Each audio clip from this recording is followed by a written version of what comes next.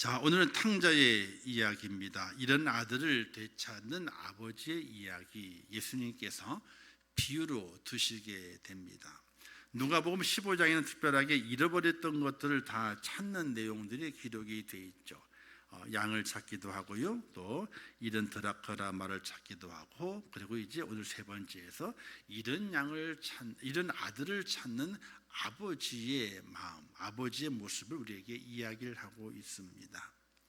우리는 여기에서 늘 기억하는 것은요, 아버지에 대한 이야기는 그렇게 깊이 있게 심도 있게 하지 않습니다. 왜? 재미가 없어요. 아버지 이야기는 재미가 없어. 누구의 이야기가 재미있어요? 인생의 굴곡을 지나가는, 인생의 굴곡을 오르락내리락 하게 되는 탕자의 비유가 참으로 재미있는, 탕자 아들의 이야기가 재미있는 거예요. 아버지의 유산을 물려받아서 살아있음에도 불구하고 내 몫을 주시오 하고 집을 뛰쳐나가는 아들, 멋있잖아요. 안 멋있어요?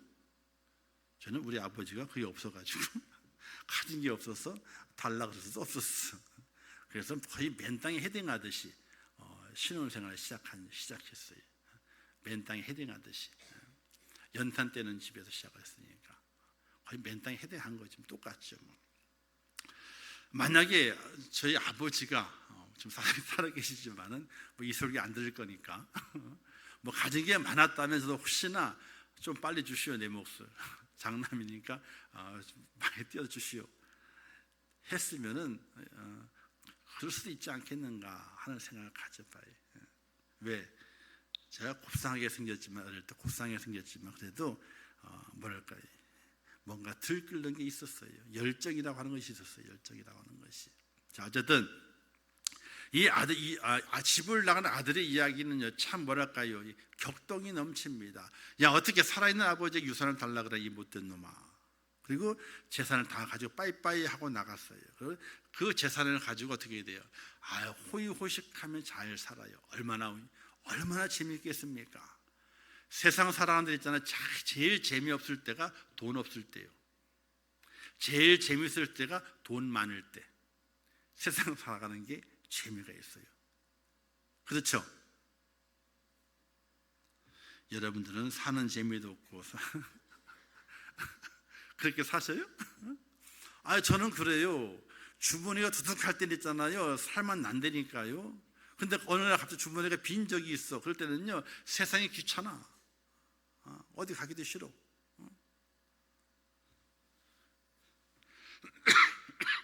그래서 저는 우리 어머님이 그랬어. 제 주머니에다가는 돈을 채워주지 말래. 쓰는 걸 엄청 좋아하니까. 그래서 이제 나중에 그걸 깨닫고 저는 주머니에 없어요. 아무것도. 우리 집사람은 나중에는 치맛자랑 붙잡아 다니면 돼요. 그냥.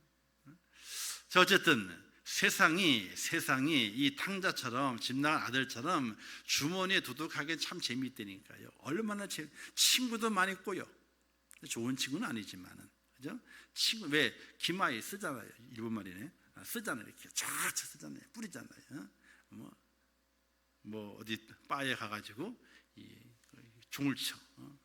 전 있는 사람들 술 다 먹이는 거예요. 자기가 돈 낸다고. 자, 그렇게 쓰고 다니게 될 때에 즐거워요, 안 즐거워요? 아이고, 세상이 다 내 거예요. 내가 주인이고 다 내 앞에 온 사람들 다 나의 종들이에요. 그런 엄청난 기쁨과 즐거움을 맛보고 살던 이 아들이 아버지 돈 가지고, 자기 돈이었다면 안 그랬을 거예요. 아버지의 돈이었기 때문에 그렇게 살았습니다. 그런데 허랑방탕하다 보게 되니까, 수입이 없이 쓰기만 하다 보게 되니까 다 탕진해 버리고 말았어요. 그래서 주머니가 비었습니다. 주머니가 비는 동시에 어떻게 됩니까?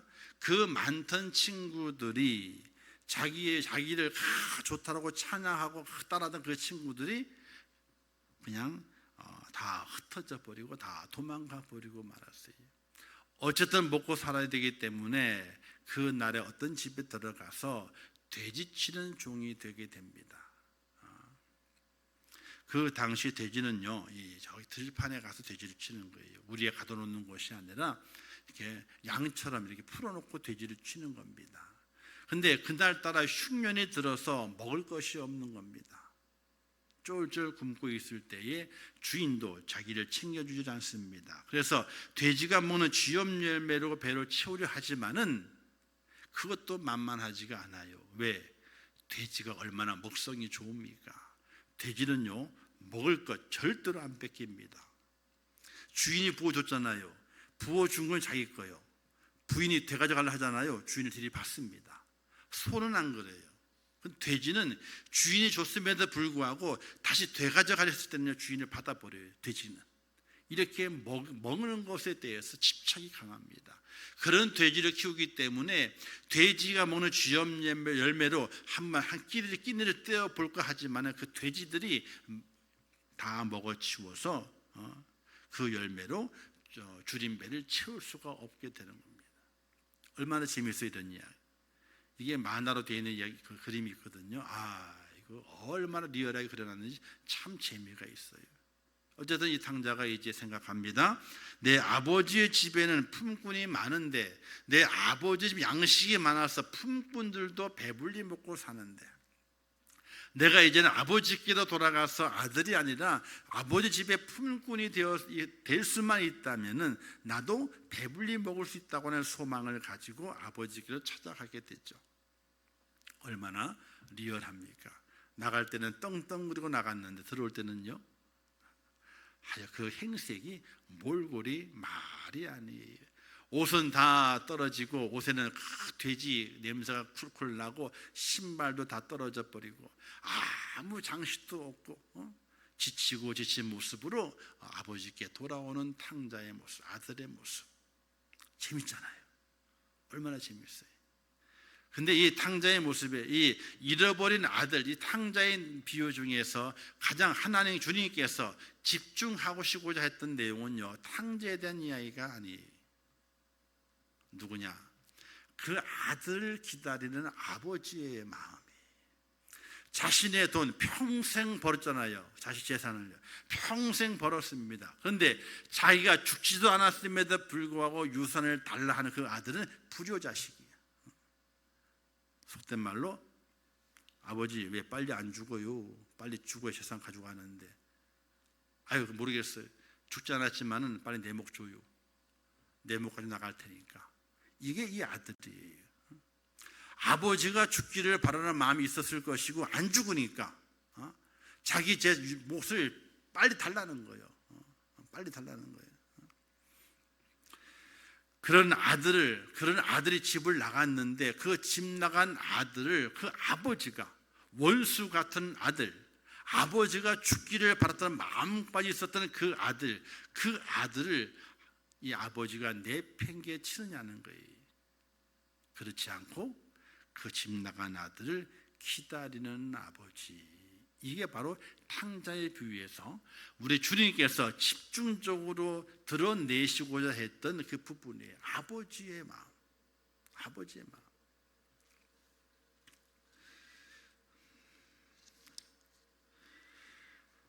자, 이 아버지의 마음은 간절했습니다. 어떤 마음이 간절했느냐? 자신의 돈을 잃어버린 것에 대해서는 관심이 없습니다. 자기의 아들을 잃어버렸다는 그 마음에 관심이 있어서 그 아들이 돌아오기만을 학수고대하는 아버지. 바로 그 아버지의 그 마음이 우리 하나님의 마음이라. 하나님의 마음이라. 그래서 가끔 새벽기도 이런 말씀 드리거든요. 하나님의 백성이 누가 하나님의 백성이냐? 교회 울타리에 들어온 이들이 도로 들어온 이들만 하나님의 백성이냐? 그러면 교회 울타리에 바깥에 있는 사람들은 하나님의 백성, 하나님의 자녀가 아니냐? 아니. 우리는 간혹 화가 난다고 예수 안 믿는 사람들 향해 말하기를, 이놈의 사탄의 자식아, 사탄의 자식아, 이렇게 우리가 그런 마음을 먹을 때가 있어요. 근데 절대로 그런 마음을 먹으시면 안 돼요. 왜?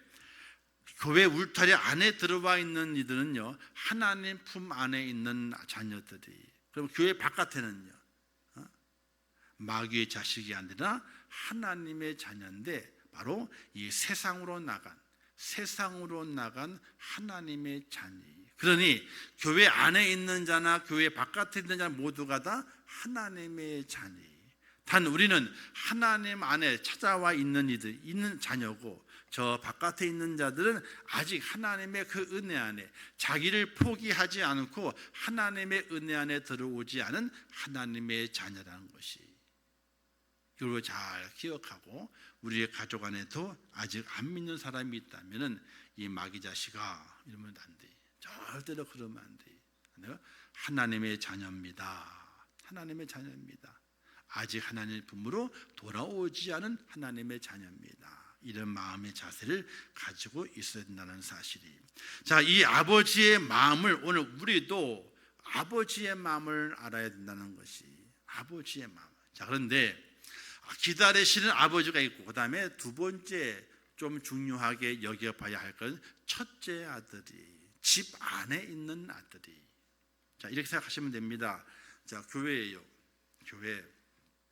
이 안에 아버지와 첫째 아들, 둘째 아들 셋이 살고 있었어요. 근데 둘째 아들이 아버지 내 거 내놔 하고 집 나가버렸어. 집 안에는요 아버지와 첫째 아들만 살고 있는 거예요. 근데 아버지는요 날마다 뭘 생각하게 됩니까? 자기 옆에 있는 아들을 생각하는 것이 아니라 집 나간 아들만 생각하게 돼요. 불효자 아들만 생각하게 돼요. 여러분 10손가락이 있잖아요. 10손가락이 깨물어요. 그러면 다 아프잖아요, 그죠? 근데 안 아픈 손가락이 있고 아픈 손가락이 있어. 아니, 안 아픈 게 아니고 덜 아픈 손가락이 있고 더 아픈 손가락이 있어. 그러면 어떤 손가락이 더 아플까요? 깨물어 보실까요? 자, 이 5손가락 중에 있잖아요. 제일 안 아픈 손가락은 엄지손가락이에요. 아프긴 아프지만은 제일 아픈 손가락은요, 그렇지, 여기 새끼손가락이 제일 아파. 왜? 약해 보이잖아. 약해 보이잖아. 자, 자녀가 다 있지만은 가장 아픈 손가락은 약해 보이는 손가락이, 허물이 많은 손가락이에요. 또 부족한 게 많은 손가락이에요. 또 어쩌면요, 효자냐 불효자냐 나눴을 때에 불효자가 더 아픈 손가락이 될 수가 있어요. 그러니까 아버지의 그 마음은 이 엄지손가락보다도 집 안에 있는 큰 아들보다도 누구 때문에 더 많이 마음이 아픈가? 집을 나간 허물 많은, 죄 많은 불효자된 이 새끼손가락이 아버지는 더 아픈 거예요. 그래서 그 새끼손가락, 아픈 손가락을 기다리는 아버지의 그 마음, 허물과 죄가 많지만은 이루 말할 수 없이 방탕하고 그것이 아무것도 아버지의 것을 가지고 나가 다 잃어버렸던 그 아들에 대한 기다리는 아버지의 그 마음이 바로 오늘 우리 하나님의 마음, 그 마음으로 우리를 보신다는 사실이에요. 그래서 하나님의 그 마음을 조금 알아봐 줄 수 있는 그런 하나님의 사람이 되시기를 주님의 이름으로 축원합니다. 자, 그런데 그 아들이 돌아옵니다. 어떻게 합니까?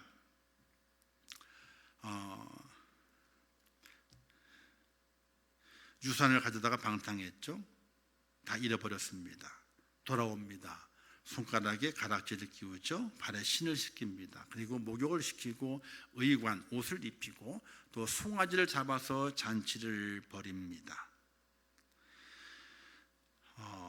잃어버린 아들을 찾는 아버지의 마음입니다. 이루 말할 수 없는 큰 기쁨과 큰 잔치, 즐거움의 그 마음이 아버지를 감싸게 됩니다.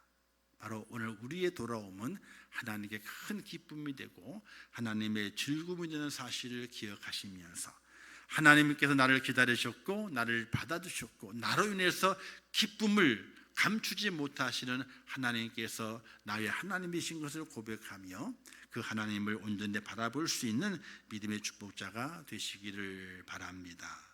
그런데 첫째 아들을 봐야 돼요. 첫째 아들은 동생이 아버지의 재산을 다 자기의 모습을 가지고 나갔습니다. 떠난 다음부터 이 첫째 아들은요 계속해서 아버지와 함께 동고동락을 하게 됩니다. 그리고 밭에 나가서 일을 합니다. 들에 나가서 또 양도 칩니다. 둘째 아들이 없기 때문에 둘째 아들의 몫까지 다 감당해야 되는 것이 첫째 아들의 모습입니다. 자, 성실하게 아버지의 명을 쫓아서 잘 감당해냅니다. 둘째 아들처럼 나도 나갈래 그러지 아니하고 아버지 그때 붙어서 잘 감당해냅니다. 일이 더 많아졌지만 그 일을 탓하지 아니하고 성실하게 아버지 곁에 서서 그 일을 감당합니다.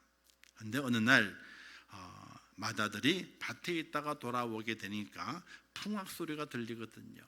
화인에게 묻습니다. 무슨 일이냐 물으니까 당신의 동생이 돌아와서 당신의 아버지가 이렇게 했습니다 라고 말을 건네니까 화가 버럭 나기 시작했어요.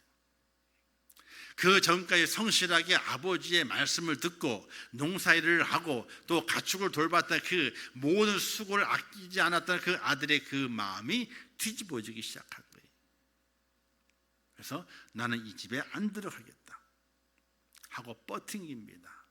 이 이야기가 아버지에게 들리자 아버지가 나와서 그를 권합니다. 얘야 들어가자. 너의 동생이 왔다. 즐겁지 않냐. 근데 그 아들이 이렇게 얘기를 하게 됩니다. 아버지여, 내가 여러 해 동안 아버지를 섬겨 명을 어김이 없거늘 내게는 염소 새끼가 주고 나와 내 보수를 즐겁게 하신 일이 없더니 아버지의 살림을 창녀들과 함께 삼켜버린 이 아들이 돌아오매 이를 위하여 살찐 송아지를 잡으셨나이까. 자, 얌전하게 성실하게 아버지의 주변을 지켰던 이 아들의 내면 속에는요 뭐가 빠진 것이 있어요. 아버지의 마음처럼 집을 나간 동생에 대한 기다림이 없어요. 오히려 기다림보다는 어떻게 돼요? 저놈이 아버지를 배신하고 나갔어. 아버지 이제 다 가지고 나가고 허랑방탕하게 다 돈을 없애버린다고? 거기에 대한 은밀한 내면은 은밀하고 섬뜩한 동생에 대한 저주의 마음이 있어요. 저주의 마음. 자, 아버지의 아들 돌아왔어요. 자기 친동생이에요. 친동생이 돌아왔을 때에 그 큰형이잖아요. 형은 즐거워해야 돼요. 잃었던 동생을 찾았잖아요. 아버지의 마음으로 즐거워해야 되는데 즐거움이 사라져 버리고 말았어요. 그래서 그 마음속에 그 옛날부터 그 자기 동생에게 품었던 그 마음을 아버지에게 직설적으로 이야기합니다.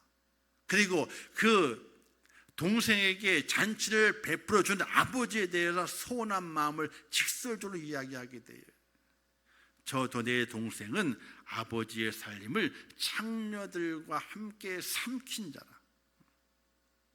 근데 아버지는 지금 여러 해 동안 아버지를 돌봐주었던 성실하게 아버지와 함께 나에게는 아무 잔치도 벌여주지 아니하고 돈을 다 잃어버리고 저 아들을 위해서 송아지를 잡고 잔치를 벌려주신다고.